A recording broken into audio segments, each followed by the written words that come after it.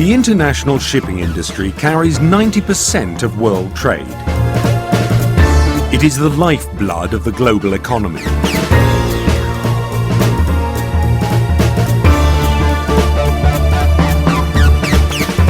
There are around 50,000 merchant ships trading internationally, transporting every kind of cargo.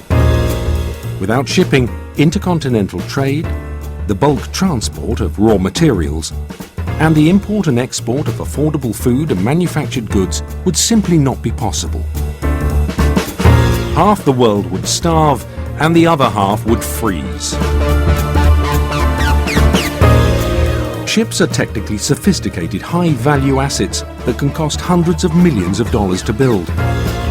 Their safe operation and reliability are crucial to the continuing health of the world economy. And as world trade grows, the international shipping industry has responded to the demand for its services. United Nations estimates show annual freight rates of more than $400 billion, which represents approximately 5% of the total global economy. It is the availability, low cost and efficiency of maritime transport that has in large part been responsible for recent dramatic improvements in global living standards.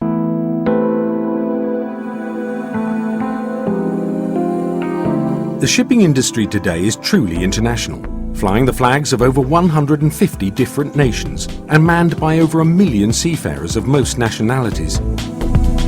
It is also one of the safest, cleanest and most efficiently run industries.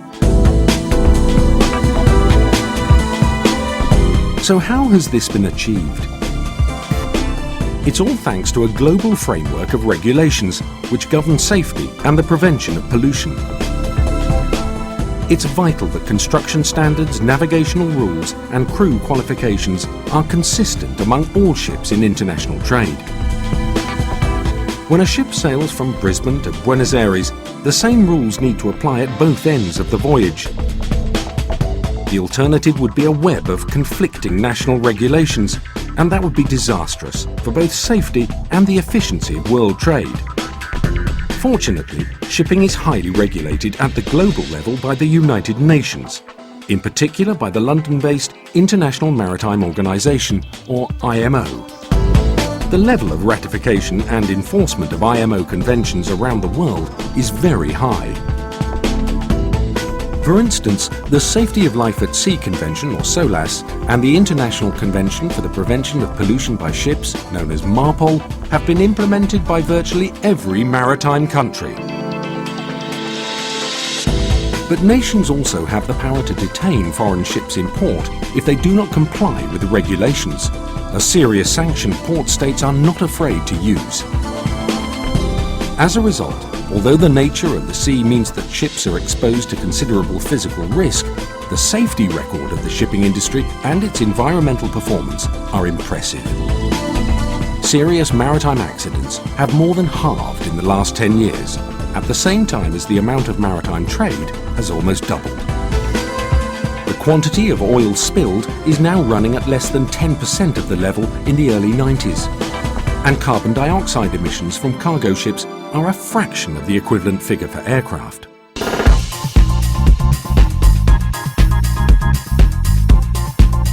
There is a wide variety of merchant ships trading internationally, and they fall into a number of categories. Container ships carry most of the world's manufactured goods and products, usually on scheduled liner services. The latest generation of container ships can each carry as much as 10,000 heavy trucks.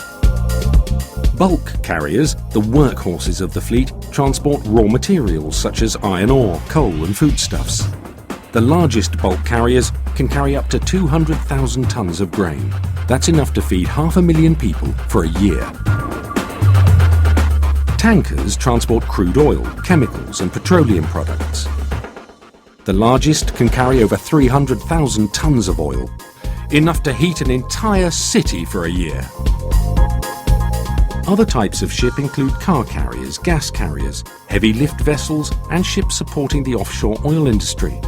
There are also a large number of smaller general cargo ships.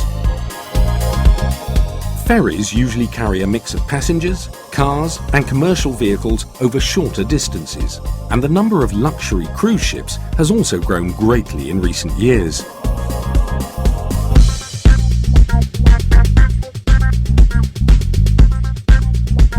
Continuous improvements in technology and efficiency have made the costs of moving goods by sea very competitive.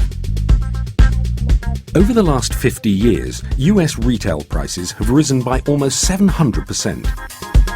During the same period, bulk shipping costs have increased by just 70%. That's why the typical cost at the pump to a consumer in the United States of transporting crude oil from the Middle East is only about ½ cent per litre. And the cost of transporting a ton of iron ore from Australia to Europe is only about $10.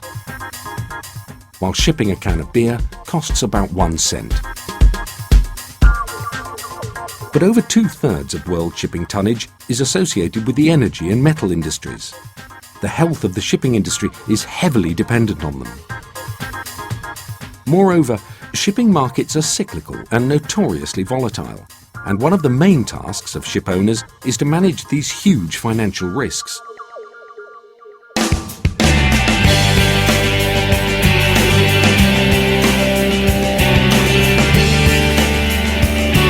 As we've seen, shipping is amongst the safest and most environmentally friendly forms of commercial transport. It was amongst the very first industries to adopt international safety standards, which have been widely implemented through the International Maritime Organization.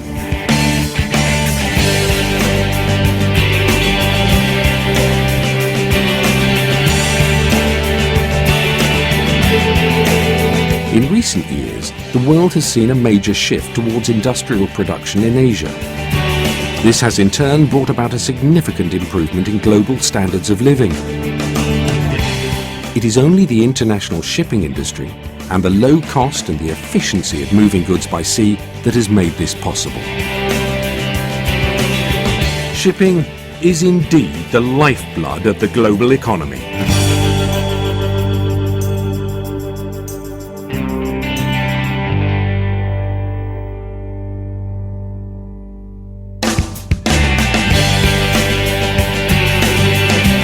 This short film has been made by the International Chamber of Shipping, which represents the global industry at bodies such as IMO.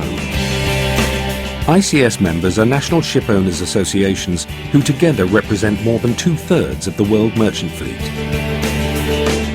To find out more, visit www.shippingfacts.com.